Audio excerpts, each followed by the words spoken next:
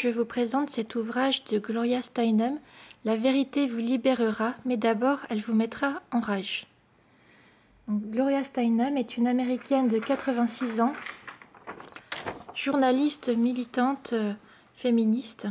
Elle a notamment cofondé le magazine Missis. Alors cet ouvrage, finalement, c'est un recueil de citations, d'aphorismes et de slogans féministes. Alors pour elle, les citations, c'est de la poésie au quotidien.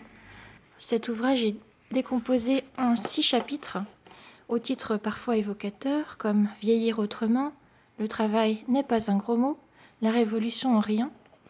Et ce que je trouve amusant, c'est qu'à chaque fois, dans les chapitres, il y a ce qu'elle appelle les paroles d'amis. Donc ce sont des citations de ses amis, dont certaines sont déjà décédées. Ici, par exemple, nous avons une citation d'Audre Lorde. « Sans communauté, il n'existe pas de libération ». Alors, Audre Lorde, voilà, c'est une poétesse et essayiste américaine, militante féministe. On a aussi la citation de Adrienne Rich. « Les relations qui s'établissent entre et parmi les femmes représentent la force la plus effrayante, la plus problématique et la plus potentiellement transformatrice sur la planète. » C'est une militante féministe, essayiste, poétesse, et elle a également enseigné dans beaucoup d'universités le féminisme. Page 80, tiens. Anaïs Nin. Nous sommes toutes engagées dans cette tâche qui consiste à se débarrasser des faux moi, les moi programmés, les moi créés par notre famille, notre culture, notre religion.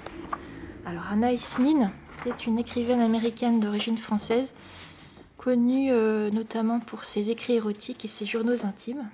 Toni Morrison. La très sérieuse fonction du racisme, c'est la distraction. Le racisme nous empêche de faire notre travail, il nous oblige à justifier encore et encore notre existence. Alors il faudrait peut-être aussi qu'on cite des paroles de Gloria Steinem quand même, c'est elle qui est l'auteur de ce livre. « Un jour, je l'espère, une armée de femmes aux cheveux gris prendra le contrôle de la terre en douceur. » Il y a aussi quelque chose d'intéressant dans ces réflexions, je vais vous en donner une au hasard.